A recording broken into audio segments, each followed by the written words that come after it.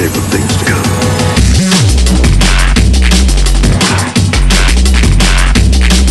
But the people that control this world that we live in, they've literally dumbed down the population or indoctrinated them enough where they can't see through it.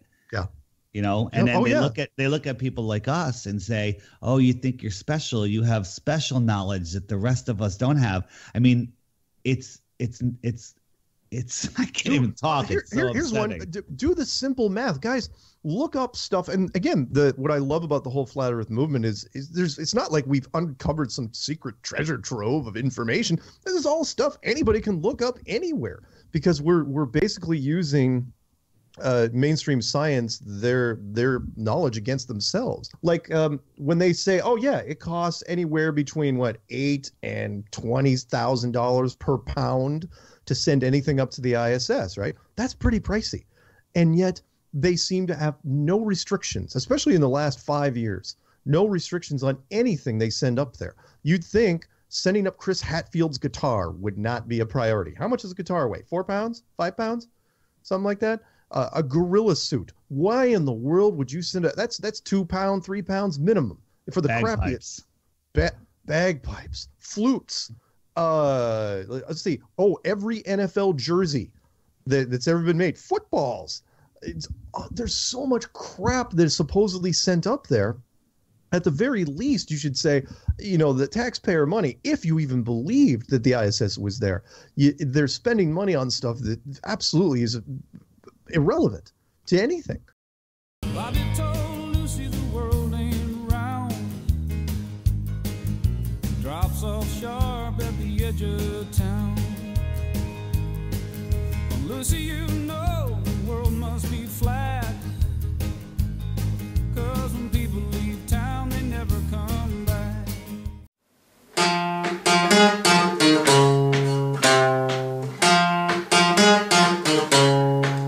I'm gonna fight them all. A 7-nation army couldn't hold me back. They're gonna rip it off, taking their time right behind my back. And I'm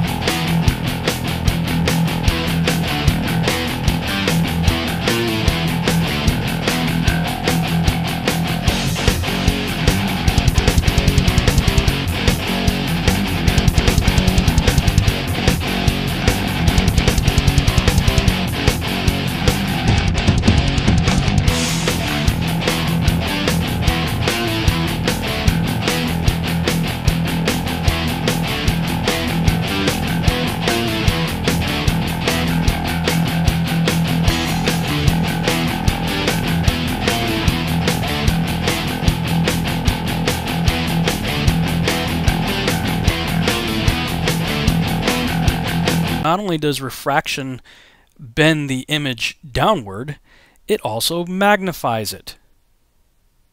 I'm going to say that again. Water causes refraction, bending the image downward, and magnifies it. So this is important now. So now back to another clip from that previous video. Let's entertain for a moment the completely absurd notion that water is flat and it always seeks its own level. We're looking across a flat plane of water, 46 miles across. Check this image out right here. Now, I caught this image shortly after Rick and I returned from our trip across the lake. We grabbed a bite to eat, and then we went out to the beach, and it was still clear out, so we got the camera out and looked 46 miles across the lake to see this right here. This image is extraordinary. Okay, the boat right here, I'm going to guess, is less than a mile away.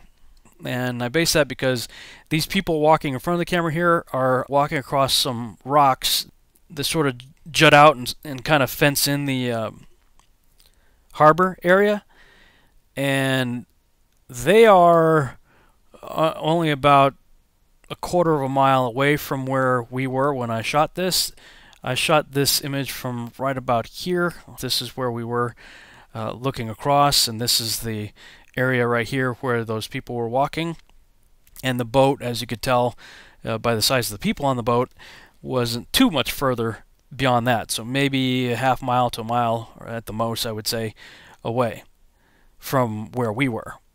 All right, now when I was headed back to Chicago to catch my flight, I snapped this picture of the Willis Tower. And this is, if you go on Google Earth, this is right about the area right here where I believe I was when I took that picture. Looking across, it's only about 0.6 of a mile. So I'm just a little over a half mile away, and look at the size of the tower as compared to the car that was diagonally in front of me.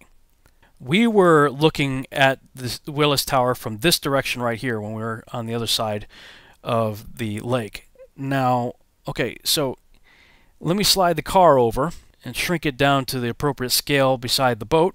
Do you see something rather interesting here? This building is significantly magnified. The image on the left shows the size and scale of the building next to a car at 0.6 of a mile away. The image on the right shows the same building and the same car with a boat at 46 miles away. The atmosphere really is acting like a lens. What type of lens? A convex lens or a magnifying glass. And let's just go back and hear from the experts once again what's happening with the atmosphere.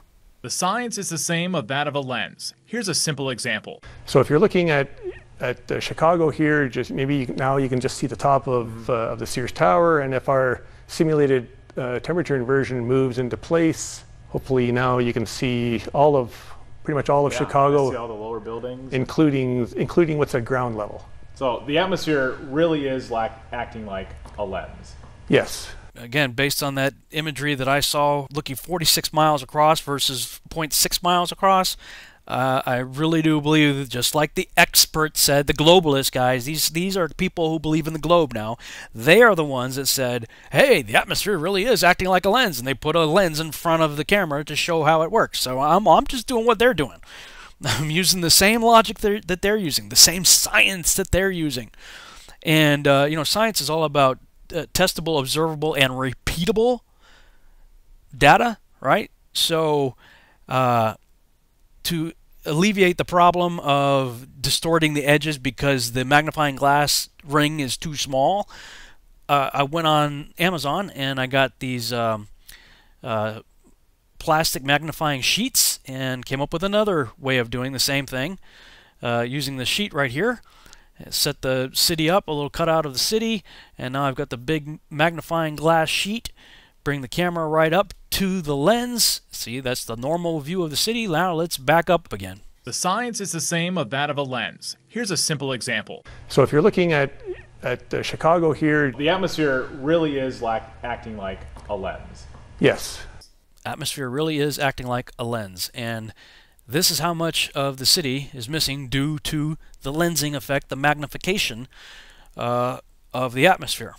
You're missing, you know, a good portion of the city just by pulling my iPhone back on a 3-foot long desk. That's how much I lost of the city.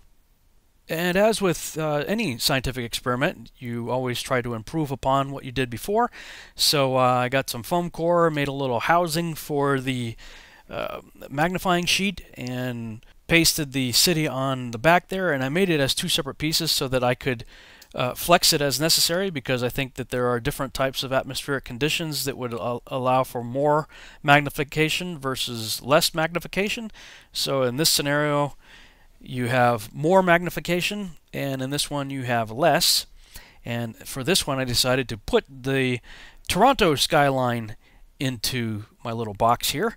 And let's try it again. Okay, we're all the way up against the glass. Now let's zoom across the lake, and wow, look at that. The lower portions start to disappear. Now let's zoom back in to get a little closer to the one that Captain Baltard was talking about here.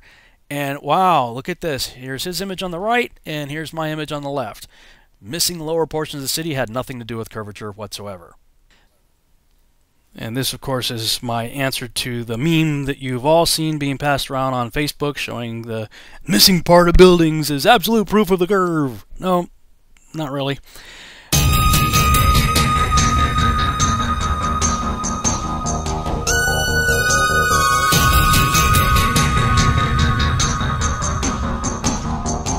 Make your own shirts, create signs, whatever it takes, you know, get out front of NASA. I still don't understand why I haven't seen a video posted here on YouTube of a bunch of people trying to get out in front of NASA and put some pressure on them. I don't even see that. You know, like handing back their globes and piling up about 10,000 globes on their lawns saying, here's your globe back. We don't believe it. You haven't proved it. We don't see 24-hour live footage of the Earth spinning in real time with the clouds moving. Time's up. Too much evidence pointing to the fact that we're not a spinning ball.